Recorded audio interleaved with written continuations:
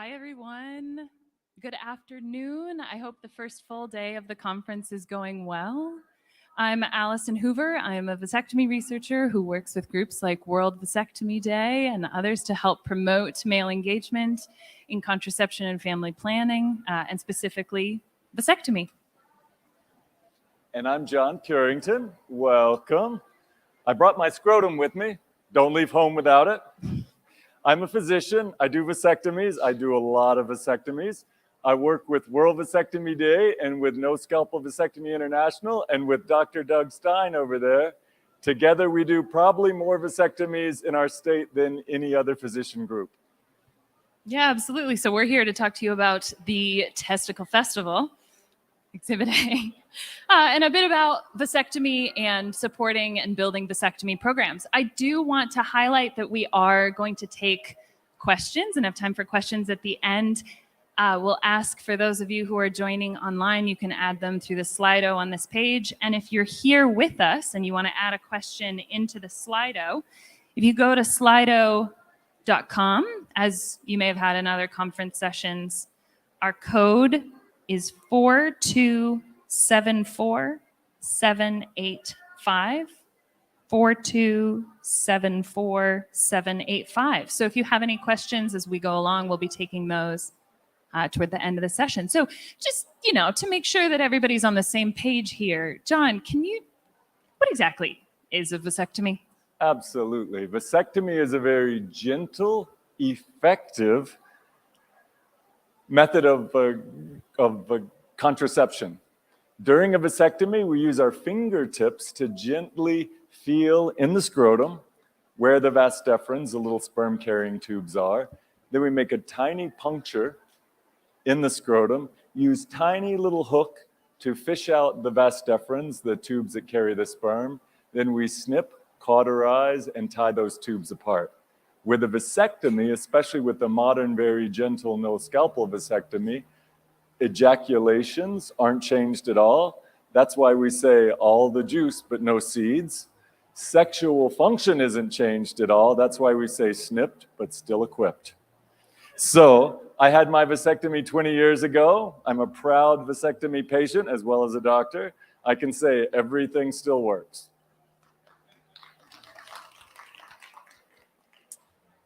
John, you have, as you said, provided vasectomies for decades. What's one thing you wish more people knew about vasectomy?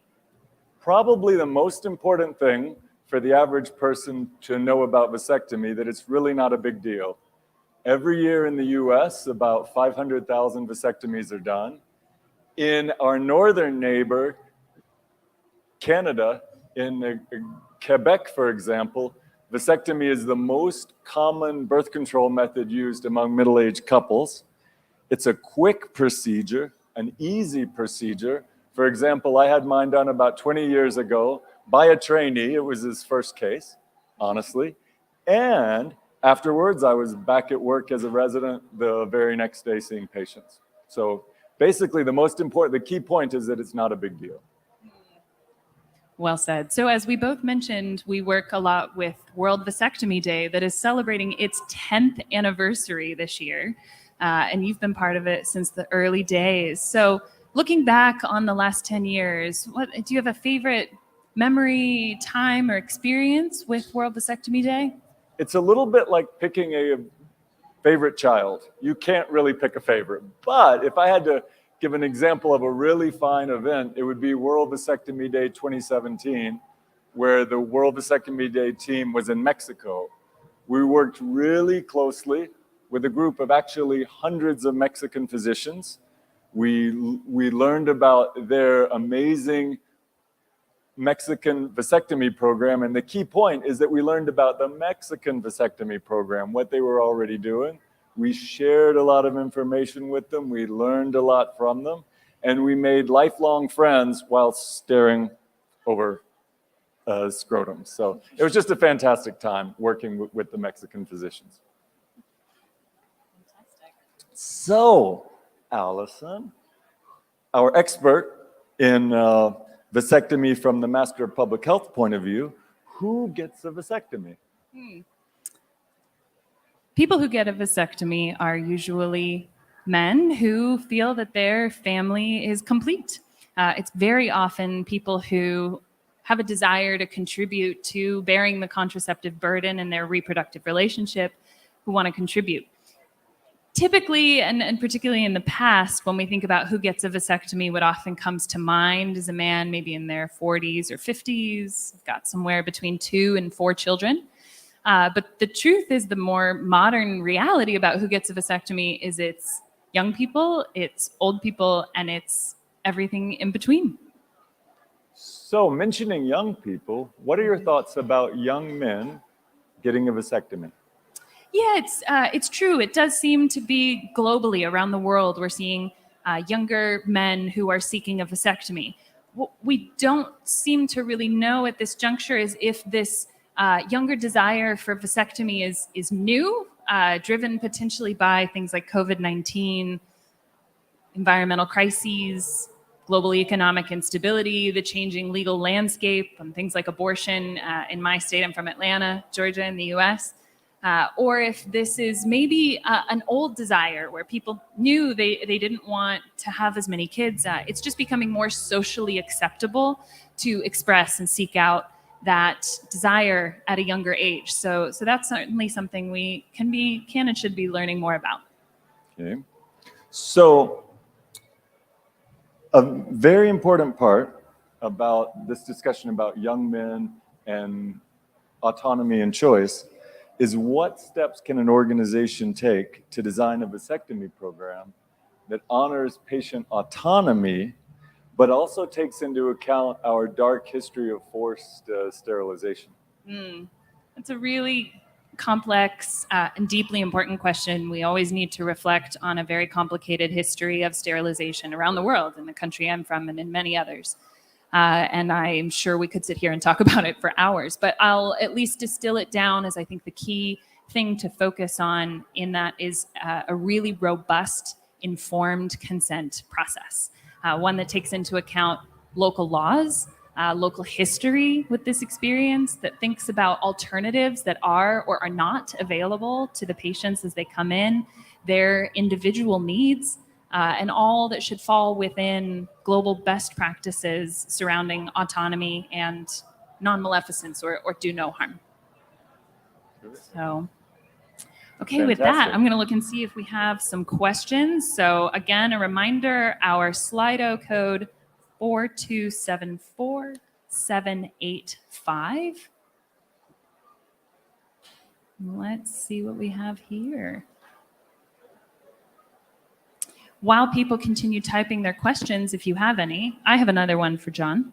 So I mentioned some of the reasons that may be driving people to consider a vasectomy maybe at a younger age or with fewer children might be environmentally related, taking into account population control and its relation to the history of sterilization. What do you think as a provider when people come in and describe environmental reasons for seeking a vasectomy? Mm-hmm. Super interesting question. A lot of people have said that we shouldn't link reproductive health choices to environmental concerns. But I think in our office, young men come to us, patients come to us with their own concerns and their own decisions. So we have lots of men who say, I'm here for a vasectomy because I love my wife, I love my partner. She's been doing the burden of the lifting about contraception, so I want to take responsibility out of love. And that's fantastic. These guys, we do lots of these guys every day. But then there's other young men who say, I want my vasectomy because I have concerns about population. I want my vasectomy because I have concerns about environment, about species loss. That's his choice. That's his decision. Whether the guy says, I'm doing my vasectomy out of love for my partner, or whether the guy says, I'm doing vasectomy for my own reasons I don't want to tell you, or the patient says, I'm doing vasectomy for environmental concerns, that's his choice, and we want to honor the patient's decision and the patient's choice. So Well said. other questions? Anyone question? Oh, I got one. Okay. Terrific. What are the top behavior change interventions in high gender inequality settings that work in promoting vasectomy? Wow, isn't that the $1,000,000 question? I love that question. In terms of top behavior change interventions, I mean, the core of it is a peer. You know, whether that is somebody that's a vasectomy champion, but is relatable, and somebody that they can see themselves in, who says, I had a vasectomy and I love it. It was a great experience. It's helped me and my partner. I'm still virile and having a great time. Whether it's just a neighbor who says, yeah, you know, I did it down the street. It's no big deal. Whether it's a small group setting with a healthcare worker. Those tend to be the most effective behavior change interventions, is when you get men who can relate to one another together to have this conversation, or somebody who can just see themselves reflected, even if it's in a demand generation campaign.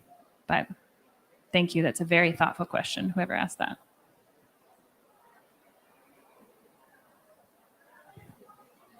So there's another one we've been asked. Going back to the young man concept, what do you say to the idea that a man under 25 should not get a vasectomy? Yes. So that's another question that I think comes up a lot in relationship to a history of a forced and coercive sterilization and connection to population control, as we think about young men, those under 25, not being good candidates for vasectomy. And I think it's a really important question. I really understand where it comes from. I mean, you're still developing. There's a lot we change our minds about as we age, and children can be one of them. I suppose the only question I would add to that is that we don't often look at the other side of the reproductive coin in that way. We don't think about men under 25 and whether or not they're ready to have children, or if they are certain about that decision. You know, it is common for 20, 21, 22-year-old men to have children. And that is not scrutinized per se, when really it's the same question. You know, could you not also change your mind about that? And so if we are asking that question, which I think is a worthy one, we ought to avoid the pronatalist bias of saying that's really only a question we ask when people are actively seeking contraception, and not also when they're making a likewise permanent decision to have children. So really, I think examining that from both angles is merited, important, and the right path forward when we think about younger individuals and their reproductive freedoms and autonomy. Terrific. Thank you. Any other audience questions? Yeah, I think that's probably about all we have time for today. So I will just say, if you want to continue following up with us and this discussion, you can find more about World Vasectomy Day at wvd.org, on Facebook and Twitter and Instagram at World Vas Day. And you can please reach out to either of us through that channel, or through the Slido. This website will stay live for a while, so you can reach out to us there. We'll keep an eye out. And many thanks to our awesome partners, World Vasectomy Day, No Scalpel Absolutely. Vasectomy International, Laval University,